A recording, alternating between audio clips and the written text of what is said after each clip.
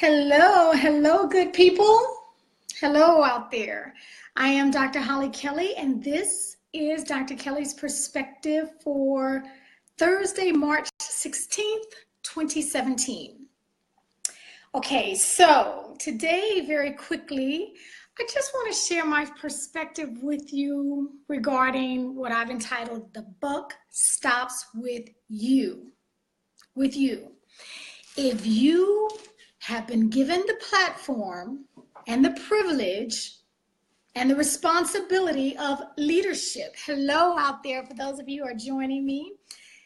If you've been given that responsibility and platform, the buck stops with you. Now, I'm not being negative Nelly this evening, but I don't think there's a whole lot of need for me to discuss, when the team is performing and you've got record. You hear my dog out there. when the scores are high and the students are doing well and the church is growing and the account is in the black you don't have to prepare for that. You spray on some smell good, you smile real pretty, you bring your team up and you say, thank you so much. We're just so grateful for our accomplishments and thank you very much. Okay, so that's easy. You don't even have to prep for that. It is when things have gone downhill that you better be prepared. And you need to be prepared to have the buck stop with you. Because if things have gone wrong, if things have gone, off the tracks, your people are out of control and things are falling swiftly, you're responsible for that. Now, I recognize that's easier to say than it is to accept, but as the leader of an organization or a classroom or a school or a unit, the ultimate responsibility lies with you. And so rather than being reactive, I had this discussion with some people today. And so I think it's important that you prepare. You prepare ahead of time so that you're not always in react mode, okay? Because when the camera is stuck in your face, when the microphone is put to your face and asked, what in the world just happened to this organization? There's only a couple of things that you're gonna do. And hopefully you got a job afterwards. So I think there are a few things to do on the proactive side instead of reacting, things that we can do to respond. Number one, you have to be honest with yourself about the culture that is pervasive in your organization. You have to create a culture based on your foundation. That's your responsibility. Now, it's not solely on your shoulders, but as the lead, the atmosphere, the work environment, the culture of the classroom or the unit, the church, the family lies with you. What are you creating?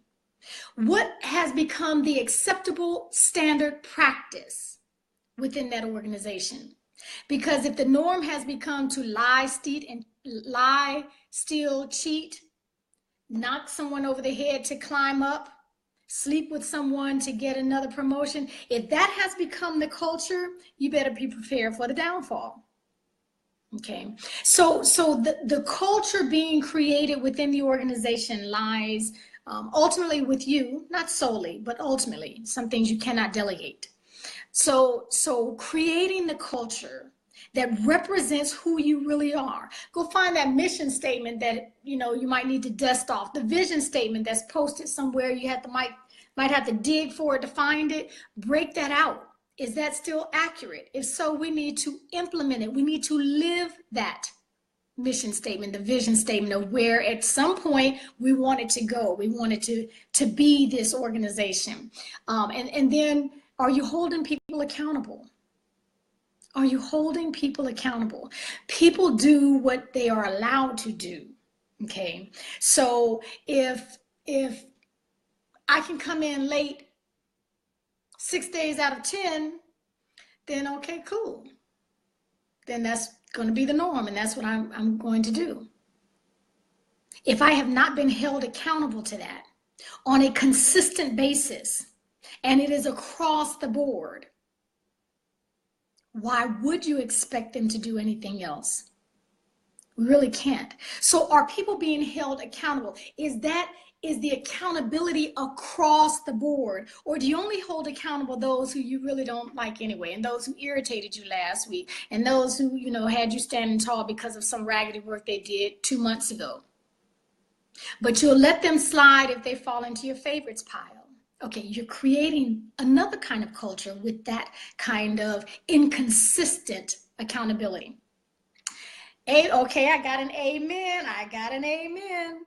And then lastly, I think, not lastly, but one of the other factors that you as a leader need to be responsive to are the consequences. Okay, so what you have accountability. I could have a list of 500 you will not, you will not, you do not, you must nots. And if there are no consequences for when those are violated, you've wasted paper. You should not have cut down the tree.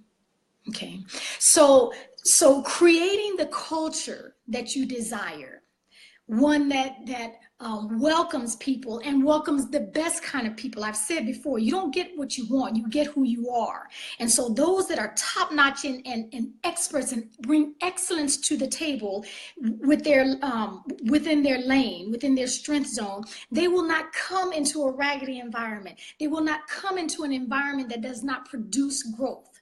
They will not come into an environment that is healthy. They just won't. They'll avoid those. And everyone that is worth anything will leave as soon as they can. You'll be left with only those who have no other options. So creating the environment, creating the culture, that's a responsibility that you and leadership have. Okay. Holding people accountable and ensuring that there are consequences for when they step out of line. Again, anybody can shine when everything is going well. You don't need to practice that. We don't need to talk about how to write your acceptance speech. We don't need to do that. You can do that in your sleep. It's when things are going off track that you better have a plan in place. Okay, because nobody wants to hear, oh yes, I'll look right into that. And I was unaware, but I'm going to open an investigation. Nobody wants to hear that. It's your responsibility to know what is going on within your organization. Good, bad, and ugly. The good is easy. The good is easy. It's the bad and the ugly that you better not be afraid to address. Okay. I said I always want to keep these short and sweet. So share them. I will see you all Saturday morning. I think this 6:30 p.m. Pacific Standard Time might work for me on Tuesdays and Thursdays, and then we'll stick with the Saturday mornings. Take real good care of yourself. Real good care of yourself. I've got some things that I want to talk to us about because so much I see is happening out there. And since everything rises and falls on leadership, it comes back to us. It comes back on us. Okay, remember that buck stops with you. Please be prepared.